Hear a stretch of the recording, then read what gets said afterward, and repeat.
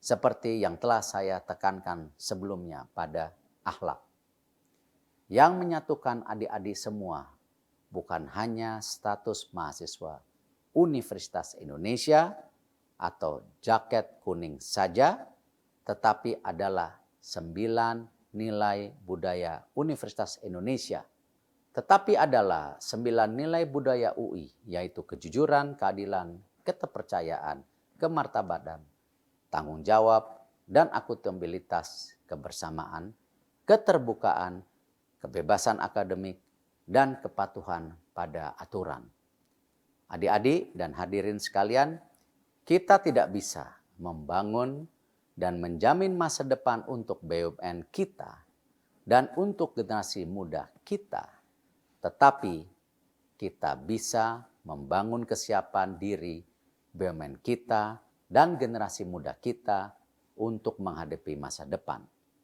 Jadi, mari kita sama-sama melakukan peran kita, merajut potensi yang ada, terus bertransformasi sambil menyiapkan diri untuk berbagai tantangan di masa depan. Di tiap lembaran baru kehidupan kita, dan tentunya saya membuka kesempatan bagi adik-adik setelah lulus nanti, juga para alumni UI untuk menjadi bagian dari perjalanan dan ikhtiar transformasi dan era baru BUMN dengan berpijak pada akhlak. Demi Merah Putih, demi Indonesia. Saya sangat berterima kasih atas kesempatan istimewa ini. Selamat dan rasa bangga saya kepada mahasiswa baru Universitas Indonesia tahun akademi 2021-2022. Terima kasih. Wassalamualaikum warahmatullahi wabarakatuh. Baik, terima kasih. Itu tadi pesan dari Menteri BUMN dan kemudian juga bagaimana program-program ke depan yang bisa menjadi satu peluang buat teman-teman anak-anak muda yang baru masuk juga di Universitas Indonesia. Nah, saya mau menyampaikan ada kabar duka cita dari Nugi. Jadi Nugi baru saja mendapatkan kabar duka cita bahwa kakaknya Mas Andre Manika, seorang musisi yang membuat banyak sekali kidung-kidung kepada pujian kepada Yang Maha Kuasa yang sangat indah, baru saja dipanggil berpulang, dan kita mengucapkan turut berduka cita untuk Nugi, dan Nugi menyampaikan pamitnya untuk kita semua karena harus meninggalkan forum ini terlebih dahulu. Nah, terima kasih sekali lagi karena keterbatasan waktu, mungkin kita tidak bisa memberikan closing statement. Terima kasih Pak Susianto sudah bersama kami, terima kasih juga untuk Mas Zaro yang sudah bersama dengan kami.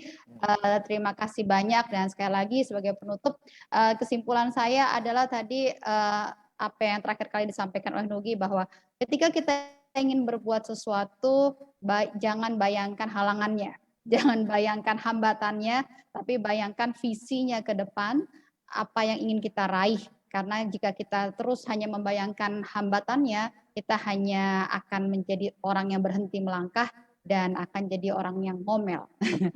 Ngomel melalui media sosial maupun apapun tanpa pernah mencoba untuk melangkah dan menjejaki tantangan-tantangan tersebut. Jadi semangat buat teman-teman di sini, jangan dulu bayangkan hambatannya, lakukan apa yang kita bisa, action, walk the talk. Terima kasih. Assalamualaikum warahmatullahi wabarakatuh. Salam sejahtera untuk kita semua. Sampai jumpa. Dan saya serahkan lagi kepada MC-nya, saya sampai lupa. Mbak Sasti dan juga Mas Reza. Silakan.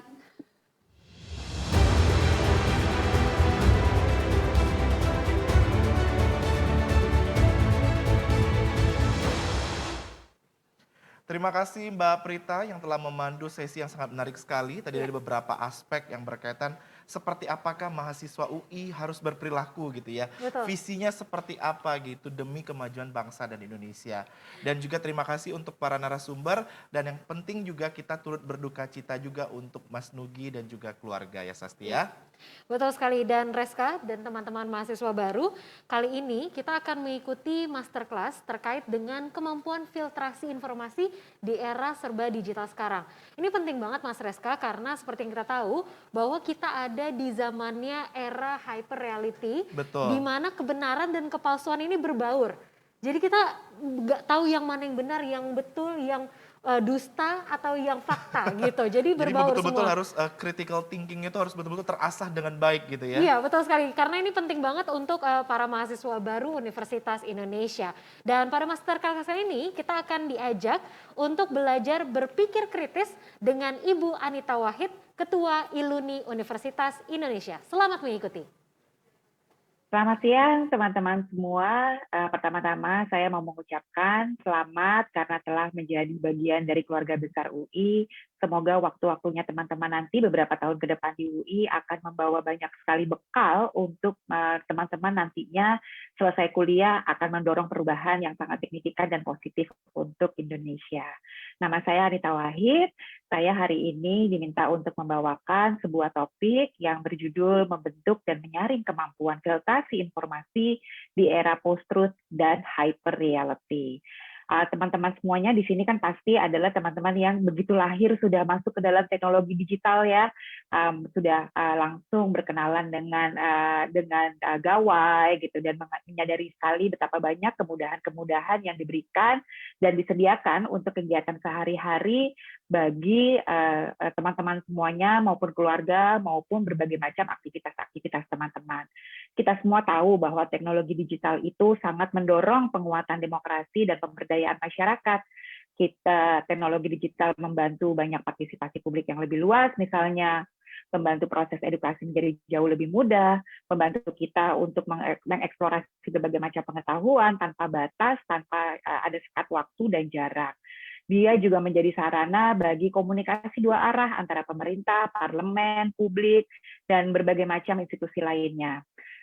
Dia juga membantu kita melakukan pemantauan proses pembuatan undang-undang misalnya, atau melakukan pemantauan anggaran dan mendorong transparansi, mendorong perubahan dengan menggunakan berbagai macam platform-platform, dan tentu saja banyak dipergunakan untuk berbagai kampanye, untuk isu-isu yang sangat penting buat masyarakat kita, dan berbagai macam hal lainnya yang kita pergunakan bagi penguatan demokrasi dan pemberdayaan masyarakat.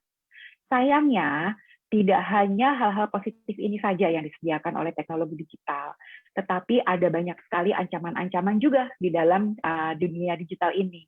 Termasuk diantaranya adalah bagaimana ada yang namanya information operations dan computational propaganda yang dipergunakan untuk mengotori termasuk diantaranya adalah penggunaan hoax yang banyak sekali masuk ke dalam berbagai macam lini dan area hidup kita. Belum lagi ancaman-ancaman lain berupa pelanggaran data pribadi, penipuan, dan berbagai macam hal lainnya. Lalu ada juga ancaman berupa perilaku yang berlawanan dengan norma sosial dan etika, misalnya cyberbullying, kekerasan seksual, dan yang lain-lain. Belum lagi adanya pertentangan budaya, karena memang kita jadi mudah sekali untuk terpapar dengan berbagai macam budaya-budaya yang sangat berbeda dari apa yang selama ini kita anut. Tentu saja ada lagi ancaman-ancaman lain berupa ancaman keamanan, ancaman kesehatan fisik dan mental, dan berbagai macam ancaman-ancaman lainnya. Salah satu yang mau saya tekankan siang ini adalah mengenai bagaimana hoax dan termasuk juga propaganda-propaganda yang dipergunakan di dalam sebuah tema yang namanya computational propaganda itu dengan mudahnya menyebar dan menjadi permasalahan yang luar biasa besar gitu di masyarakat Indonesia, termasuk juga masyarakat dunia sebenarnya. Hoax sendiri bukan barang baru. Saya yakin teman-teman juga setiap hari melihat berbagai macam informasi yang seliweran dan melalui gawai, dan kadang-kadang bertanya-tanya, ini sebenarnya informasinya benar atau tidak. Kalau kita melihat sejarah hoax sendiri, dia sudah ada dari sejak berkembangnya manusia gitu. Berbagai macam kitab suci sudah merekam kesaksian palsu misalnya, atau kabar bohong dan yang lain sebagainya. Tetapi teknologi digital membuat penyebaran hoax ini menjadi luar biasa cepat, dan hanya membutuhkan waktu yang sangat sedikit, sehingga dia menjadi sebuah senjata yang sangat-sangat efektif untuk mempengaruhi manusia gitu, orang-orang untuk mencapai agenda-agenda tertentu. Nah, kenapa hoax menjadi bermasalah itu bukan hanya karena sekedar informasinya benar atau salah. Bukan hanya karena kita jadi termakan informasi yang tidak tepat misalnya. Tetapi lebih jauh dari itu, hoax menjadi luar biasa sangat berbahaya karena dia mentargetkan emosi sebagai sesuatu yang akan mempengaruhi kita. paling tidak ada 2 kelompok emosi yang sangat mudah dipengaruhi oleh hoax. Kelompok emosi yang pertama adalah emosi-emosi yang muncul di dalam diri kita ketika kita merasa ada ancaman terhadap keselamatan dan keamanan kita. Misalnya emosi-emosi khawatir, takut, cemas yang berlebihan. Sehingga ketika emosi-emosi itu kemudian menerpa kita dan kemudian dia yang menjadi paling berpengaruh dalam pengambilan keputusan, maka kita tidak lagi mengecek kebenaran informasinya dan ingin segera menyebarkan informasi tersebut hanya atas dasar supaya orang lain merasa aman atau bisa berjaga-jaga. Hoax yang sangat mudah mempengaruhi kelompok emosi ini adalah hoax kesehatan, misalnya seperti yang sekarang banyak sekali hoax yang beredar terkait dengan COVID. Lalu hoax bencana alam dan juga hoax kriminalitas termasuk di antara hoax-hoax dan informasi-informasi yang mampu mendorong kelompok emosi ini. Kelompok emosi yang kedua adalah kelompok emosi yang muncul ketika kita merasa ada ancaman terhadap siapa diri kita, terhadap identitas kita. Nah, orang Indonesia itu kan identitas utamanya adalah agama, lalu kemudian etnis gitu ya, suku, dan juga ideologi gitu. Sehingga ketika kita merasakan ada ancaman terhadap hal-hal tersebut, maka ada emosi-emosi tertentu yang juga muncul di dalam diri kita. Misalnya adalah emosi marah, emosi curiga, emosi takut, emosi benci, emosi merasa ada ketidakadilan terhadap apapun kelompok identitas kita. Itu sebabnya banyak sekali hoax yang menggunakan area-area ini. Banyak sekali hoax politik, hoax agama, hoax etnis, hoax ideologi, bahkan ketika hoax tersebut pun berkaitan dengan isu-isu lain seperti kesehatan. Kalau kita lihat sekarang masa COVID, hoax mengenai COVID sendiri itu juga banyak sekali dipengaruhi oleh banyak beririsan dengan hoax-hoax politik dan hoax agama dan juga kadang-kadang juga hoax etnis. Nah, kalau kita melihat dari bahkan sejak Indonesia belum namanya Indonesia saja, berbagai macam konflik keagamaan dan konflik-konflik besar lainnya di Indonesia itu selalu diawali dan atau dibarengi oleh hoax. Jadi luar biasa bahayanya hoax ini karena dia membuat kita merasa emosi tertentu dan kemudian kita mengambil tindakan berdasarkan emosi-emosi itu. Kalau kita melihat bahwa sebenarnya target hoax itu dalam sebuah informasi ada 2. Yang pertama adalah individu dan atau kelompok-kelompok tertentu yang biasanya disebutkan di dalam hoax tersebut. Kalau kita mengambil contoh masa Pilpres yang lalu, maka selama masa kampanye banyak sekali hoax-hoax yang terkait dengan politik, maka target hoax yang paling banyak disebut saat itu adalah Pak Jokowi dan Pak Prabowo. Mereka adalah target hoax utamanya. Kemudian target hoax berikutnya adalah saya dan kamu, kita semua, para penerima informasi. Kita menjadi target hoax karena kita yang mau dipengaruhi emosinya. Karena apa seperti itu? Karena begitu kita terpengaruh emosi kita menjadi curiga terhadap orang tertentu atau kelompok tertentu, atau motivasi dari kelompok tertentu. Maka kita dengan mudah digiring untuk merasa tidak percaya kepada kelompok-kelompok tersebut. Semua hal tentang mereka tidak kita percaya lagi, tidak peduli lagi dengan latar belakang mereka, track record mereka, keahlian mereka misalnya.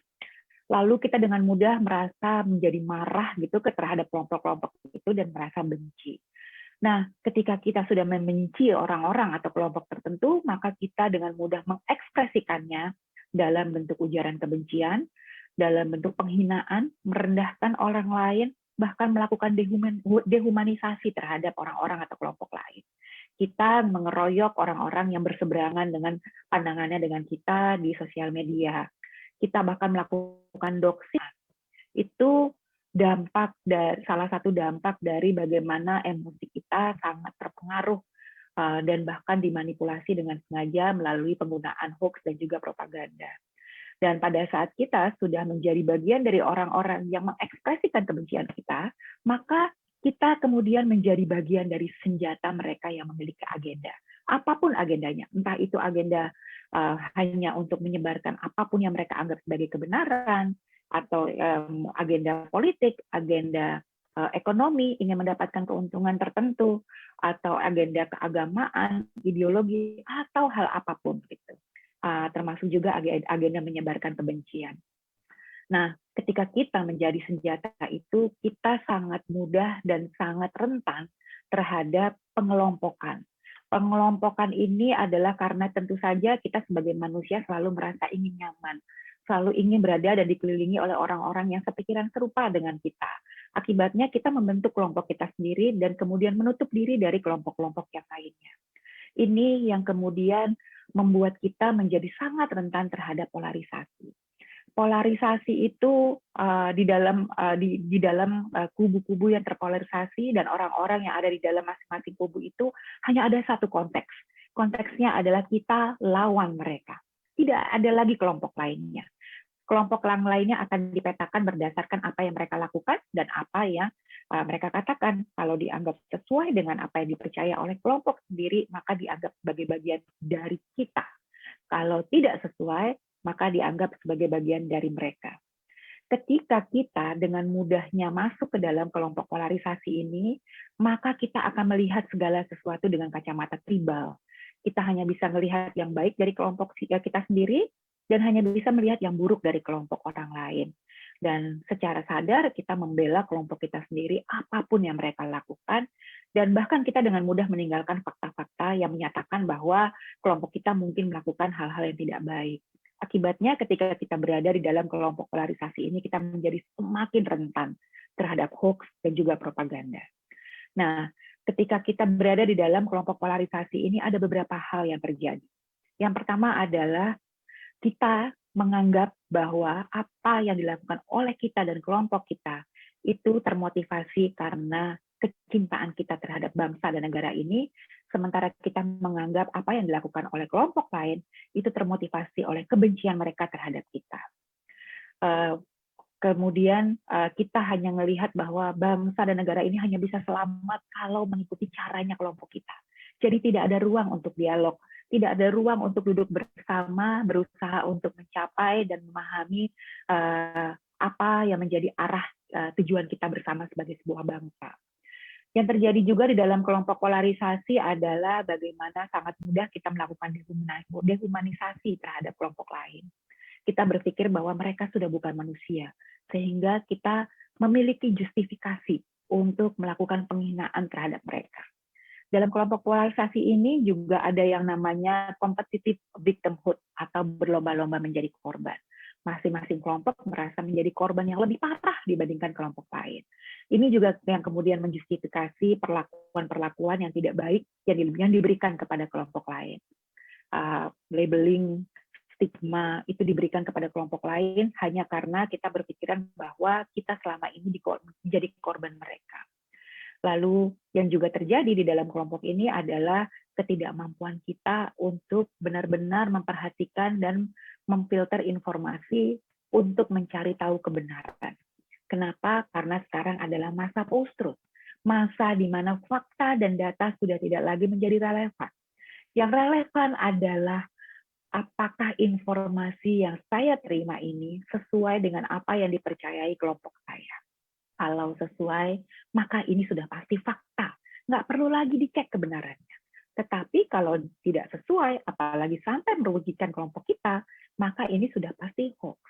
Jadi pelabelan hoax kemudian justru menjadi senjata untuk menentukan apakah sebuah informasi ini benar atau salah berdasarkan sesuai atau tidaknya dengan apa yang kita percaya di dalam kelompok kita. Akibatnya apa? Akibatnya nalar berpikir kita menjadi rusak.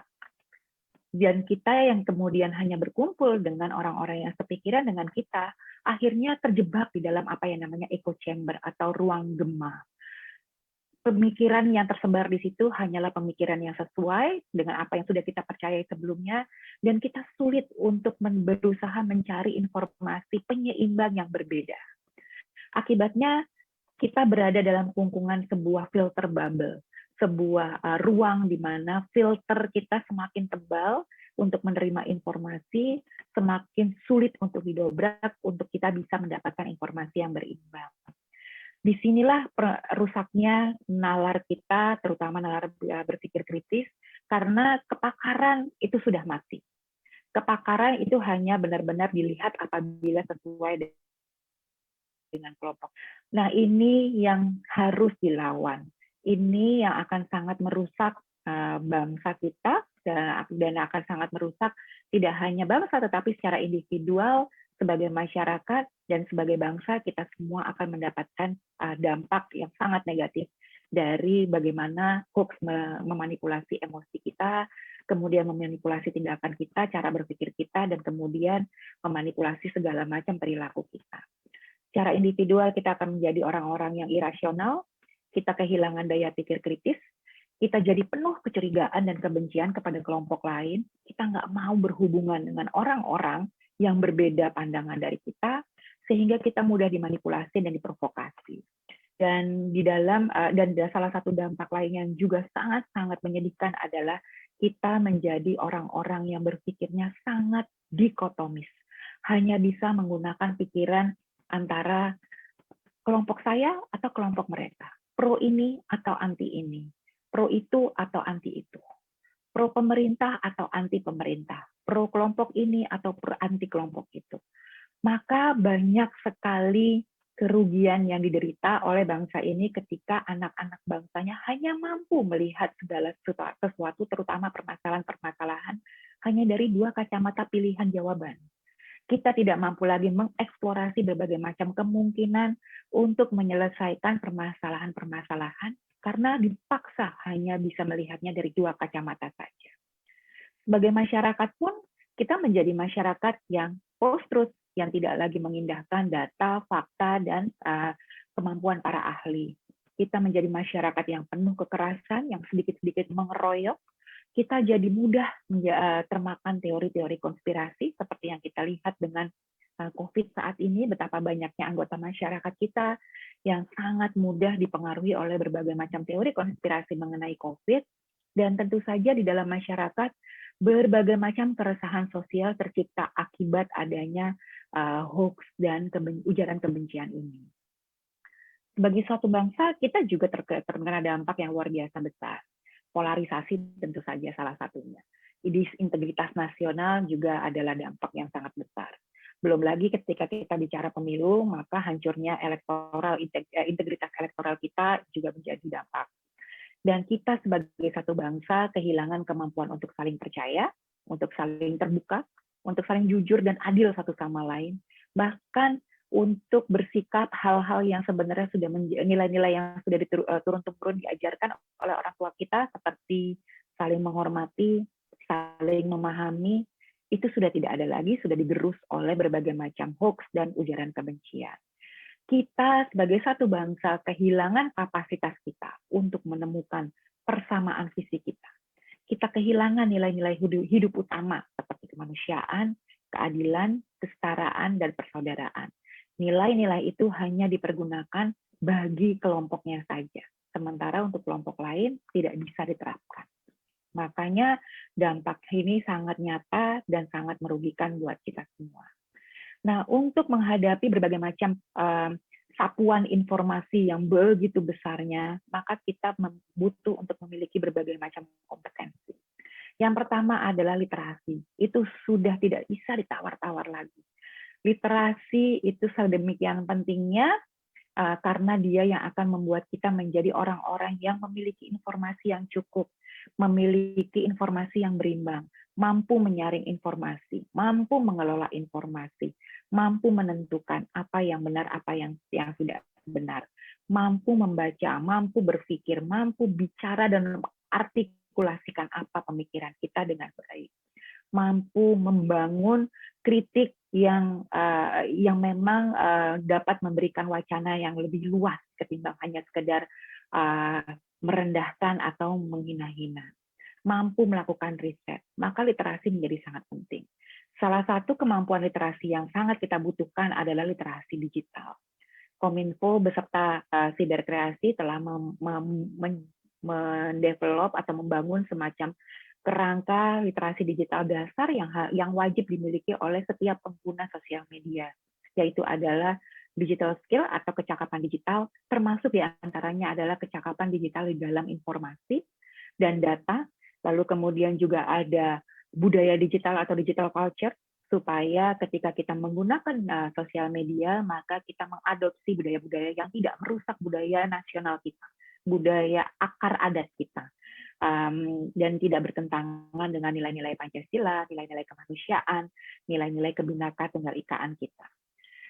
Kemudian kompetensi digital lainnya yang perlu kita miliki adalah digital ethics atau etika bersosial media, di mana kita menyadari bahwa kita menggunakan ruang sosial media itu bersama-sama dengan orang lain, sehingga ada etika-etika yang berlaku ketika kita berinteraksi dengan orang lain.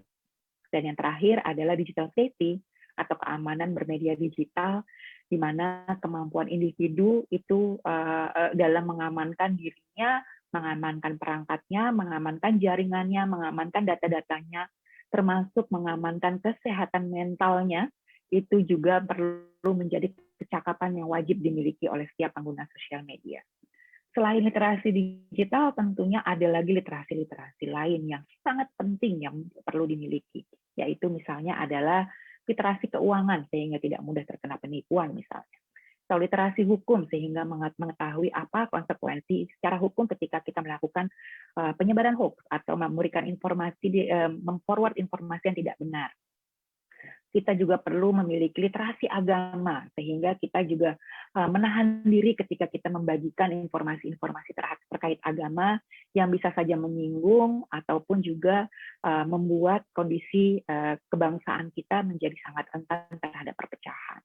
Lalu kita juga perlu memiliki literasi budaya, literasi media, dan berbagai macam literasi-literasi lainnya yang memang akan membuat kita menjadi pribadi-pribadi yang semakin kaya dan semakin memiliki pengetahuan dengan setiap literasi yang kita pelajari.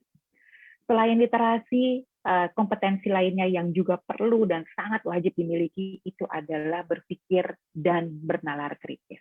Termasuk diantaranya adalah mengidentifikasi informasi-informasi yang kita terima, menganalisanya, merefleksikannya ke dalam diri sendiri, mengevaluasikannya, mengevaluasi isi informasi itu, dan kemudian memberikan kayak semacam bingkai pemikiran terhadap informasi-informasi itu. Berpikir kritis sendiri adalah sebuah proses di mana komponen pertamanya adalah untuk mengecek dan memeriksa semua fakta yang kita asumsikan atau yang kita anggap benar. Jadi langkah pertama yang paling penting itu adalah justru mengecek semua fakta yang kita terima. Banyak dari asumsi-asumsi atau anggapan-anggapan yang kita anggap benar sebenarnya tidak reliable, tidak bisa diandalkan, atau bahkan memang hanya sekedar asumsi. Maka kita harus melihat dan mencari tahu apakah memang ada fondasi fakta terhadap hal-hal dan asumsi-asumsi tersebut. Kita juga perlu mengecek logika kita, proses kita dalam berpikir. Apakah logika yang kita pergunakan sah? Apakah legitimate? Atau mungkin proses kita berpikir, runutan logika kita memiliki kekurangan. Atau jangan-jangan mungkin secara sistematis logika kita itu sudah bias ke arah tertentu. Sehingga ketika kita menerima sebuah informasi, maka kita akan menyandarkan informasi tersebut terhadap bias yang sudah kita miliki sebelumnya. Kita juga perlu menyadari motivasi kita, terutama sekali dalam menerima informasi.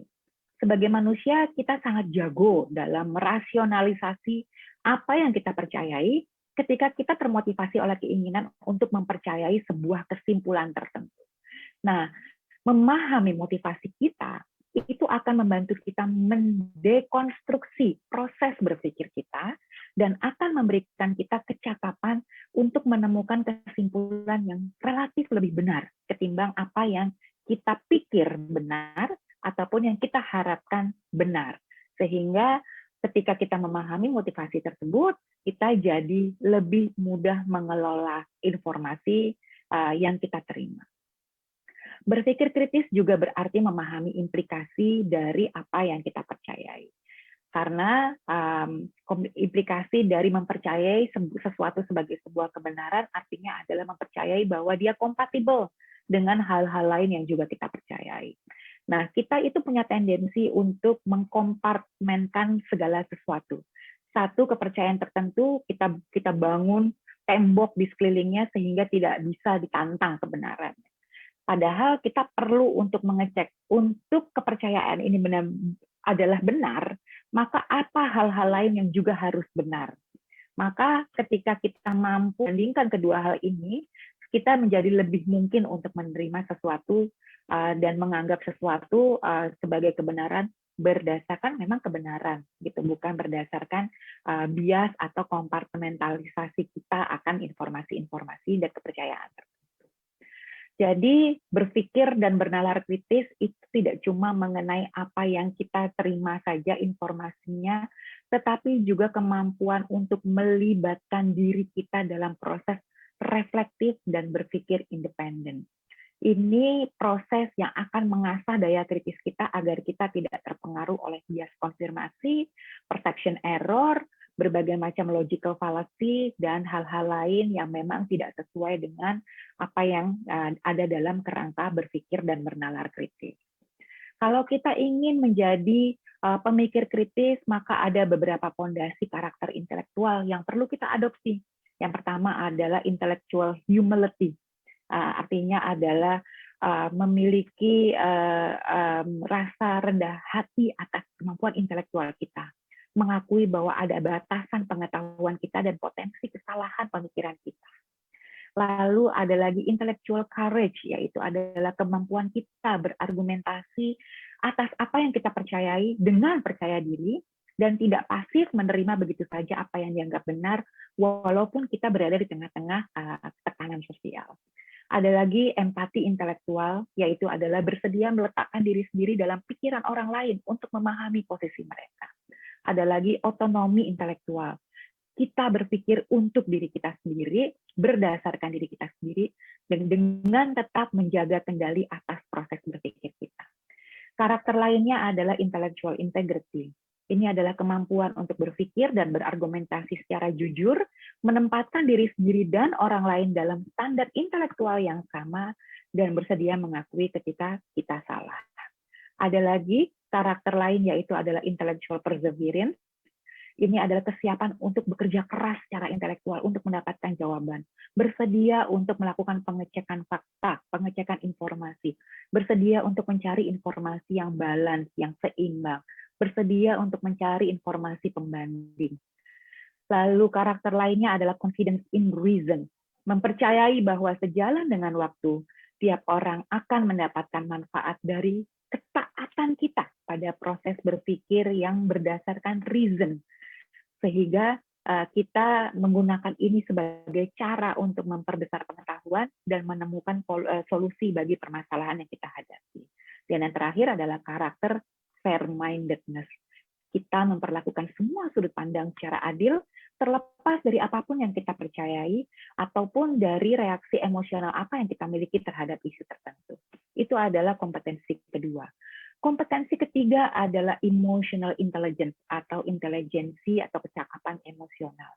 Ini adalah kecakapan yang luar biasa penting karena sekali lagi hoax dan propaganda itu mentargetkan emosi kita. Sehingga kita mampu memiliki kecakapan untuk mengidentifikasi apa yang kita rasakan ketika kita menerima informasi. Apalagi ketika informasi yang sama atau yang mirip terus-menerus diberikan berkali-kali kepada kita. Maka kita harus mampu mengelola emosi kita, dan ketika kita menyadari bahwa emosi kita terpengaruh oleh informasi yang kita terima, maka kita perlu mundur sejenak, keluar dari area dan ruang informasi tersebut, dan kemudian mengaplikasikan berpikir dan bernalar kritis sebelum kita mengambil kesimpulan, sebelum kita memutuskan akan mengambil tindakan, sebelum kita memutuskan untuk membenci atau mencurigai seseorang atau kelompok lain. Ini adalah kecakapan yang sangat-sangat penting dimiliki oleh setiap orang, terutama sekali ketika kita ingin berpikir dan menalar kritis. Kompetensi yang terakhir adalah bukan sebenarnya kompetensi, tetapi bagaimana kita mampu menggunakan nilai-nilai inti di dalam kehidupan kita sebagai sandaran dalam mengkaji berbagai macam informasi dan isu-isu publik yang ada di sekeliling kita. Sebagai seorang Gus Durian, saya meneladani Gus Dur, maka saya menggunakan 9 nilai utama Gus Dur sebagai sandaran saya, yaitu adalah ketauhidan, kemanusiaan, keadilan, kesetaraan, pembebasan, kesederhanaan, persaudaraan, kekesatriaan, dan kearifan lokal. Ini yang saya pegang. teman-teman silahkan pilih sendiri nilai apa yang mau dipergunakan. Mungkin nilai persaudaraan, mungkin nilai kemanusiaan, mungkin hanya 2 atau 3 nilai saja, tetapi perkuat nilai itu. Benar-benar jadikan sandaran dalam menavigasi kehidupannya teman-teman. Ini adalah sebuah sandaran yang luar biasa penting sehingga ketika kita menerima informasi, kita bisa kemudian mengkajinya dengan melihat apakah informasi ini sesuai dengan nilai kemanusiaan yang saya anut. Apakah ini akan mencederai persaudaraan yang saya pegang. Apakah ini akan mengekang kebebasan orang-orang atau kelompok lain. Apakah ini sesuai dengan kearifan lokal dan budaya bangsa ini yang selama ini saya pegang. Jadi ini akan menjadi semacam panduan kita dalam kita menavigasi diri kita di tengah lautan informasi yang ada. Itu adalah 4 kompetensi yang luar biasa penting di dalam kita membangun kemampuan kita dalam menyaring informasi dan memfilter berbagai macam data, informasi, dan apa yang selalu orang katakan sebagai fakta di sekeliling kita yang terus-menerus kita terima setiap saat, terutama sekali di era post-truth dan hyper reality yang saat ini kita hadapi. Semoga bermanfaat dan semoga ini akan membantu studi teman-teman selama beberapa tahun ke depan di universitas yang saya sayangi ini, ya, dan juga kemudian akan membantu teman-teman dalam mengabdikan diri bagi kemajuan bangsa ini. Terima kasih banyak, selamat siang. Wassalamualaikum warahmatullahi wabarakatuh. Baik, terima kasih untuk Ibu Anita Wahid, Ketua Iluni UI yang telah menyampaikan materi terkait dengan pentingnya kesadaran diri kita untuk memfilter segala informasi di tengah derasnya arus digital saat ini. Baik, kini saatnya kita akan menyapa Ibu Anita yang telah bergabung secara virtual bersama kita. Halo, Assalamualaikum. Assalamualaikum Ibu Anita. Salam sehat selalu ya Ibu. Terima Baik, kasih, sepertinya salam lebih sehat. akrab kalau kita panggil kakak gitu ya. Kak Anita. Boleh. Kita panggil Kak Anita biar lebih akrab dengan rekan-rekan kita para mahasiswa baru ya Kak Anita ya. Ya, boleh. Baik, Kak Anita, sebelum nanti Sasti akan memberikan pertanyaan, sedikit nostalgia selama berkuliah di UI. Momen apa yang paling menarik? Singkat saja Kak Anita. Waduh, susah banget milihnya ya dari berbagai macam momen-momen Berarti semuanya menarik. menarik ya Kak Anita ya. Iya, tapi kalau buat saya salah satu hal yang saya benar-benar anggap sebagai pengalaman berharga itu adalah persaudaraan yang saya jalin dengan berbagai macam teman, kelompok, antar angkatan gitu, bahkan juga dengan para dosen gitu, yang setelah keluar dari kampus kami masih tetap menjalin persaudaraan yang sama. Buat saya itu salah satu hal yang fenomenal banget. Jadi itu momen yang tidak terlupakan gitu ya, sampai saat ini begitu ya. Wah, Silakan Sasti. luar biasa. Halo Kak Anita, salam kenal. Salam kenal juga Kak. Wah, luar biasa. Nah, menarik sekali Iya. apa yang dijelaskan oleh Kak Anita dan sangat relate sepertinya ke mahasiswa-mahasiswa baru bahwa memang kita ada di dalam lautan informasi sekarang, apalagi Jadi lautan eranya ya sekarang ya, lautan size-nya ya. informasi, era digital, terlebih di pandemi COVID-19 ini. Nah, yang pengen saya tanyakan mungkin ini menjadi pertanyaan juga dari Iya. mahasiswa adalah gimana sih kita sebagai seseorang yang muda gitu ya lebih melek digital daripada misalnya angkatan orang tua kita ataupun orang-orang yang lebih tua daripada kita untuk meluruskan misalnya kayak ada sebuah hoax-hoax yang datang gitu ke keluarga kita, gimana sih peran dari mahasiswa untuk bisa meluruskan hal tersebut dan apa saja langkahnya Kak Anita yang bisa dilakukan oleh para mahasiswa? Oke, makasih Kak Sasti. Ini pertanyaannya panjang ya sebenarnya jadi jawabannya. Tapi pada intinya sebenarnya hampir semua generasi itu rentan terhadap hoax ya, punya kerentanan tertentu untuk mudah termakan hoax gitu. Tetapi memang kalau khusus untuk mahasiswa mungkin salah satu sumber kerentanannya itu adalah karena karena usianya juga ya, sedang membutuhkan kayak semacam pengakuan gitu ya, atau merasa diterima oleh peers-nya gitu, oleh kalangannya. Jadi kadang-kadang ketika mendapati bahwa sebuah informasi itu hoax, tapi teman-temannya percaya, akhirnya nggak berani untuk bilang bahwa enggak loh ini hoax misalnya, karena butuh untuk merasa diterima oleh teman-temannya. Di saat yang sama banyak dari kita itu juga sangat terpengaruh dengan orang tua kita atau orang-orang dewasa yang lebih dewasa di sekeliling kita. Kadang-kadang mereka punya pandangan yang tentu saja cara mereka melihat informasi dan berita itu agak sedikit berbeda dengan generasi kita gitu atau generasinya adik-adik yang sekarang. Nah, kadang-kadang kita terbawa dengan itu. Itu sebabnya kemandirian dalam berpikir itu menjadi sangat penting. Apapun informasinya itu wajib diperiksa. Cara memeriksanya sebenarnya sangat simpel. Kalau ketika kita mempergunakan kata kunci gitu, kalau saya karena saya adalah relawan di masyarakat anti fitnah Indonesia atau Mafindo, kami punya database hoax gitu ya di turnbackhoax.id yang teman-teman bisa pergunakan semua. Kalau mau tahu sebuah informasi itu hoax atau tidak, tinggal masuk ke website itu, lalu kemudian memberikan kata kunci, memasukkan kata kuncinya ke situ. Lalu semua hoax yang terkait dengan hal tersebut akan muncul. Gitu. Sehingga saya tinggal membuka satu-satu dan melihat, oh ini ternyata hoax karena penjelasannya seperti ini, referensinya begini, dan seterusnya. Fact checkers kami itu di training di tingkat internasional ya, jadi nggak bisa sembarangan stempel hoax, benar-benar harus ada referensinya. Itu yang teman-teman bisa manfaatkan. Yang kedua adalah memanfaatkan kemandirian diri untuk mengecek informasi tanpa mempergunakan alat-alat yang kami miliki, kami sediakan. Misalnya menggunakan search engine dengan menggunakan keyword tertentu atau menggunakan berbagai macam fitur-fitur ataupun juga aplikasi yang sebenarnya bertebaran di internet seperti Google Lens untuk mengecek apakah gambar ini sudah diedit atau belum, atau ada aplikasi-aplikasi lain seperti EasyTrue dan seterusnya. Lalu kemudian ada juga aplikasi-aplikasi lain atau fitur-fitur di internet yang bisa kita pergunakan untuk ngecek video ini udah pernah diedit atau belum. Kita juga perlu selalu senantiasa mengecek setiap kali kita menerima informasi lalu dikatakan misalnya Profesor X dari WHO mengatakan bahwa, ini saya contoh aja, kulit durian mampu menyembuhkan COVID misalnya gitu ya. Maka kita harus cari tuh Profesor X itu siapa, beneran ada nggak orangnya, jangan-jangan Jadi jadi diverifikasi dulu gitu ya Kak Anita ya? Betul gitu, dan harus dicek beneran orang WHO atau enggak. Dan kalau ternyata beneran nggak ngomong bahwa si kulit durian itu bisa menyembuhkan COVID. Jadi kita memang harus gigih. Kalau saya menganggapnya yang dibutuhkan itu adalah kegigihan dalam mencari informasi. Tujuannya benar-benar untuk mencari kebenaran, bukan untuk memvalidasi apa yang sudah saya percaya sebelumnya.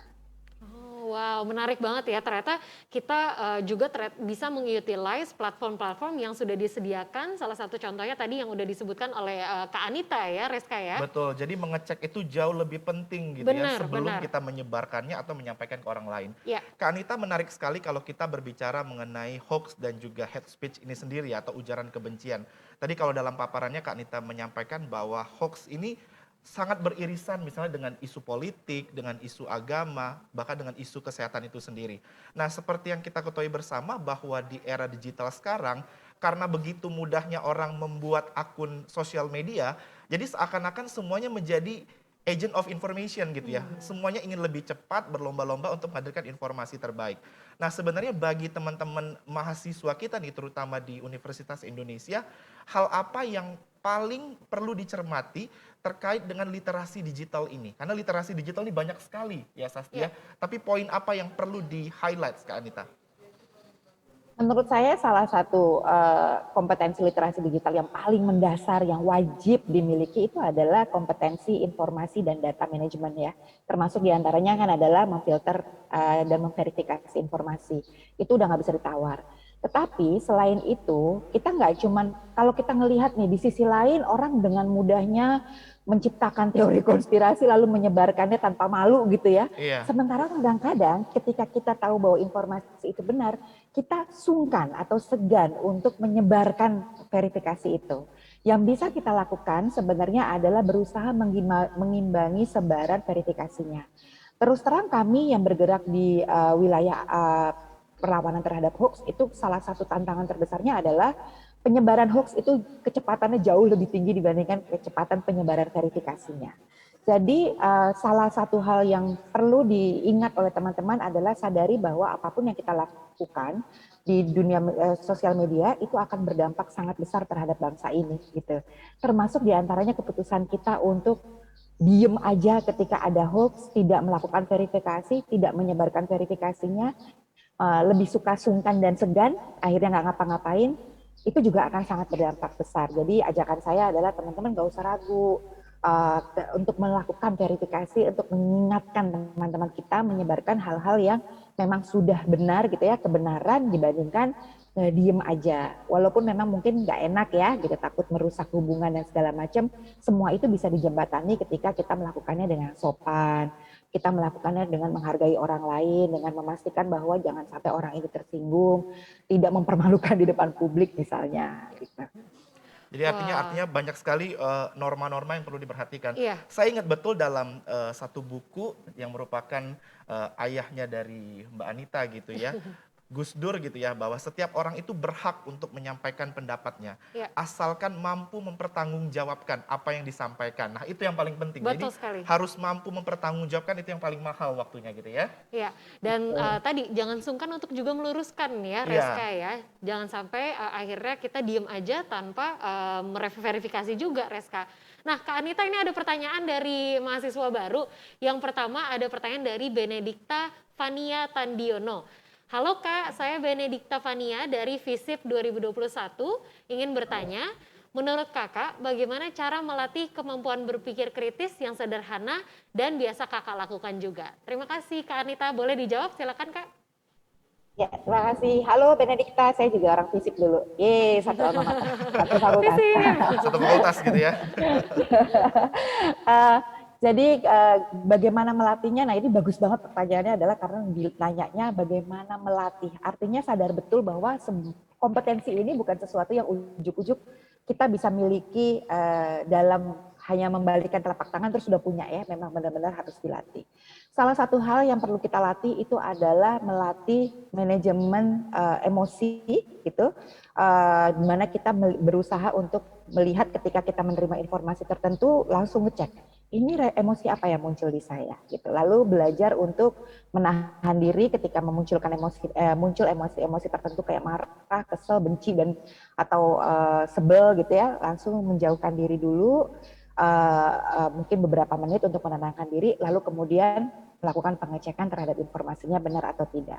Sejalan dengan waktu kalau kita melakukan itu terus-menerus, maka jarak antara kita menerima informasi dengan mengidentifikasi emosi itu jauh lebih cepat gitu. Dalam hitungan detik kita langsung tahu, oh ini langsung bikin saya marah, berarti ini wajib saya cek misalnya.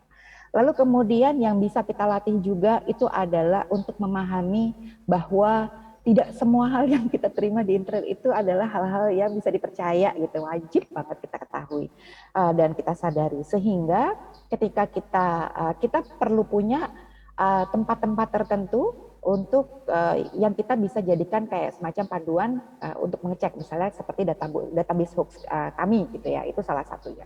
Lalu kemudian ketika mengecek informasi, apakah biasanya kalau informasi itu valid, maka tidak hanya satu media yang ngangkat gitu, tapi banyak media.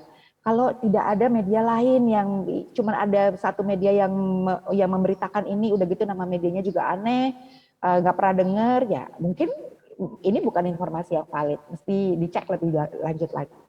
Terbiasalah untuk melakukan pengimbangan terhadap informasi. Kalau menerima informasi terutama sekali yang ngejelek-jelekin kelompok lain, berusaha untuk cari informasi penyeimbangnya sehingga kita nggak gampang untuk diombang-ambing sama siapapun yang ingin membuat kita kesel atau benci terhadap kelompok tertentu. Terus kemudian yang bisa kita lakukan lagi adalah untuk selalu tahu bahwa ada media-media tertentu yang mereka terdaftar di Dewan Pers. Sehingga ketika mereka kemungkinan mereka untuk memberitakan sesuatu yang tidak benar itu relatif sedikit dibandingkan media-media lain yang tidak terdaftar di Dewan Pers. Bukan berarti pasti tidak pernah gitu ya. Ada kalanya ya jurnalis juga manusia gitu. Tetapi ada mekanisme yang sebenarnya kita pergunakan untuk protes ketika ada media yang terdaftar di Dewan Pers melakukan pemberitaan kabar bohong gitu. Jadi relatif lebih bertanggung jawab merekanya. Nah, kalau kita bisa mempergunakan media-media ini sebagai pemberitaan utama gitu, kemudian dilanjutkan dengan penelusuran lebih jauh lagi, maka kemampuan itu akan otomatis kita selalu asah ya, dan sehingga kita ketika mengecek informasi jadi jauh lebih cepat ya gitu seiring dengan waktu. Begitu Kak Benedikta sesama anak FISIP. Wow, ini jawabannya applicable banget, teknis banget, tapi langsung masuk dan bisa ditiru oleh rekan-rekan mahasiswa ya, Betul Reska ya. sekali. Biasanya kalau anak-anak FISIP ini akan lebih kaitannya banyak dengan media gitu ya dan Betul, komunikasi begitu. Jadi memang verifikasi harus betul-betul dilakukan yang paling utama begitu ya. Iya. Ada lagi pertanyaannya Sasti? Iya, ada pertanyaan lagi Ini banyak loh dari Kak Anita pertanyaannya Kak Anita. luar biasa nih, menarik banget soalnya. Dari Airin Utomo. Saya Syadrina dari Fakultas Hukum, Kak Anita. Bagaimana cara membedakan berita dari penyiar besar tetapi bias ke suatu pihak secara tersirat dengan berita yang memang netral dan menyatakan kebenaran? Kritis sekali Baik, pertanyaannya ini ya. mungkin penyiaran besar maksudnya lembaga penyiaran yang besar gitu ya. Mungkin ya. Media mainstream gitu Kak Anita, Iya, seperti apa? mungkin. Oke, jadi sebenarnya gini, banyak sekali orang yang berpikir bahwa media itu harus netral, padahal sebenarnya ya nggak juga ya, gitu. Karena mereka netral ini dalam artian misalnya lagi kompetensi politik, kompetisi politik gitu ya, pemilu dan segala macam, terus mereka berpihak kepada satu sisi gitu, atau masalah ideologi mereka berpihak kepada satu sisi. Iya, kalau untuk yang seperti itu iya. Tetapi sebenarnya mereka itu juga punya sandaran-sandaran tertentu yang bisa mereka pergunakan, terutama sekali adalah keberpihakan terhadap kebenaran gitu, dan beberapa value utama gitu ya, yang setiap media akan berbeda. Ada media-media yang memang fokusnya pada kemanusiaan gitu ya, jadi otomatis yang akan mereka jadikan sandaran utamanya adalah kemanusiaan.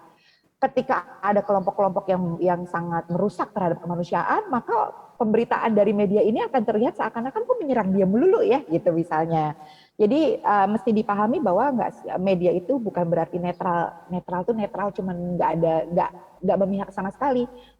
Keberpihakan mereka itu adalah pada nilai yang mereka anut. Nah, kemudian media itu terutama sekali yang terdaftar di Dewan Pers itu wajib untuk menggunakan kode etik jurnalistik, dan kalau medianya media siber, mereka wajib mempergunakan pemberitaan yang sesuai dengan pedoman pemberitaan media siber yang sudah dibuat oleh Dewan Pers.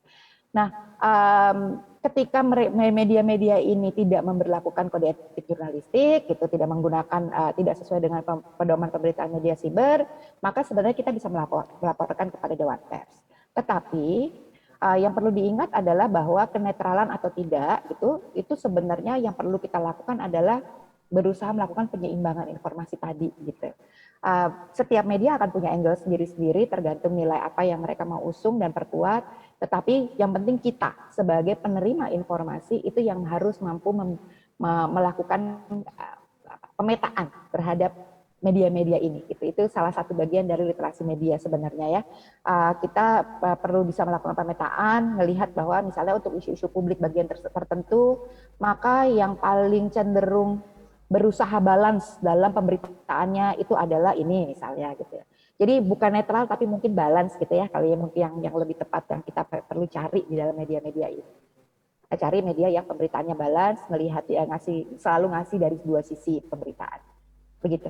Jadi harus ada pembanding ya Kak Anita ya untuk kedua-duanya gitu ya. Sasti, mungkin sebelum kita bacakan pertanyaan selanjutnya ini ya. Ini ada pertanyaan juga yang menarik juga ini kepada seluruh mahasiswa baru. Kak Anita sebagai putri Presiden Kiai Haji Abdurrahman Wahid atau Gus Dur, ada tidak sebenarnya nilai-nilai ataupun pedoman terkait dengan antisipasi hoax dan ujaran kebencian ini yang bisa diamalkan Kak Anita dalam kehidupan sehari-hari dan berguna bagi adik-adik mahasiswa yang baru? Kak, seperti yang saya jelaskan di dalam materi saya tadi ya, sebagai saya Gus Durian gitu atau muridnya Gus Dur, kami berusaha untuk meneladani 9 nilai utama Gus Dur, yaitu adalah ketauhidan, kemanusiaan, keadilan, kesetaraan, pembebasan, kesederhanaan, persaudaraan, kekesatriaan, dan kearifan lokal. Itu adalah nilai-nilai yang kami berusaha untuk selalu hidupkan.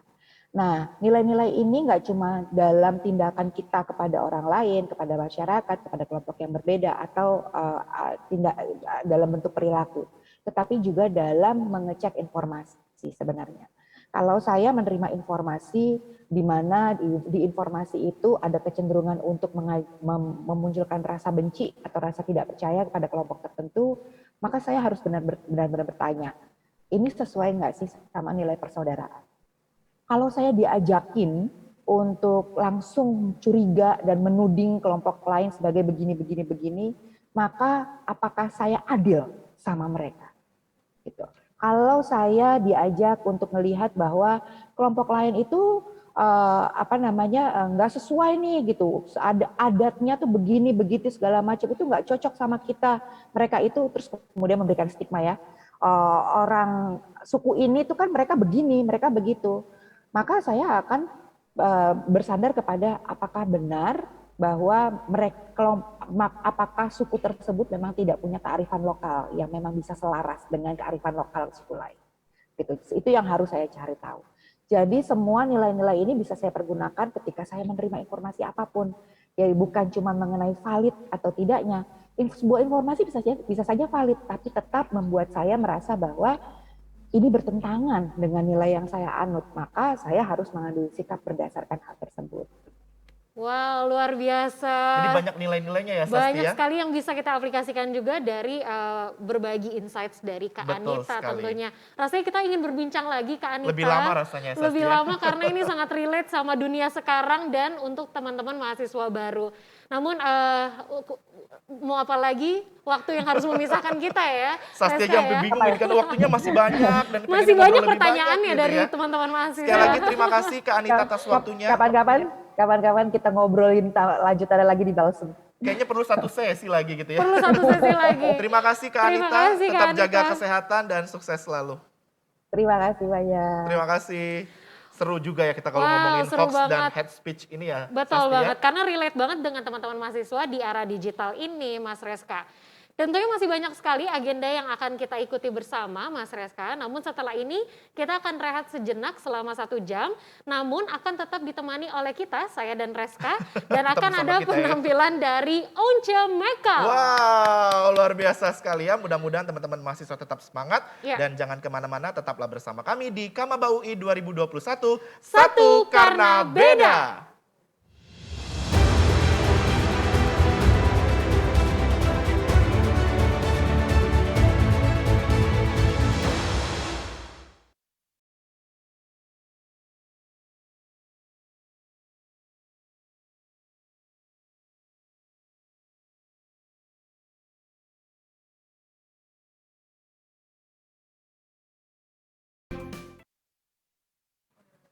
Masih bersama saya dan Reska dalam Kamaba UI 2021. Satu karena beda. Kalau tadi teman-teman sudah menyimak gitu ya paparan dari masing-masing Iya. pemateri kita gitu ya, dari Pak Erick Thohir. Iya. Pak Erick Thohir memberikan semangat kepada kita semua bahwa UI ini diharapkan menjadi pabrik gitu ya. Pabrik. Para pemimpin Indonesia di masa Betul, depan. Gitu. betul. Tadi beliau menceritakan bahwa Banyak wamennya sekali. saat ini, Iya. wakil menterinya dua-duanya merupakan Alumni. UI gitu Luar ya. Kemudian biasa. para Sri Kandi di BUMN juga alumni UI. Iya, gitu jadi ya. sudah terbukti sebenarnya ya, Universitas Indonesia adalah pabrik ya untuk para bibit-bibit unggul Indonesia tentunya. Amin, itu harapan kita semua. Amin. Mudah-mudahan nanti sekitar 10 tahun lagi, 15 tahun lagi, teman-teman yang sekarang jadi maba sudah jadi tokoh di tingkat nasional. Betul, gitu tadi ya. Bapak Sekretaris Menteri juga memberikan insights bahwa Betul. nantinya nanti generasi milenial dan generasi Z akan menjadi pimpinan BUMN ya. Jadi hampir dipastikan seperti itu ya, Sasti, Hampir ya. dipastikan seperti itu. Nah, Reska, Iya. sambil teman-teman rehat sejenak 1 jam, boleh silakan sambil makan, tapi tetap di depan laptop ya. Iya, yang ingin melakukan ibadah sholat zuhur juga silakan. Boleh ya, Sasti, silakan, ya. tapi kita akan tetap menemani teman-teman mahasiswa baru UI dengan berbagai bintang tamu tentunya yang kami hadirkan dalam Kak Kamaba Sasti udah banyak nih UI bintang tamu yang mau 2021. ditampilkan ya Kak Sasti ya. Betul sekali, dan satu ini kita akan ditemani oleh Mas Once Michael yang juga alumni Universitas Indonesia yang akan membawakan lagu Simfoni dan lagu Hidupku.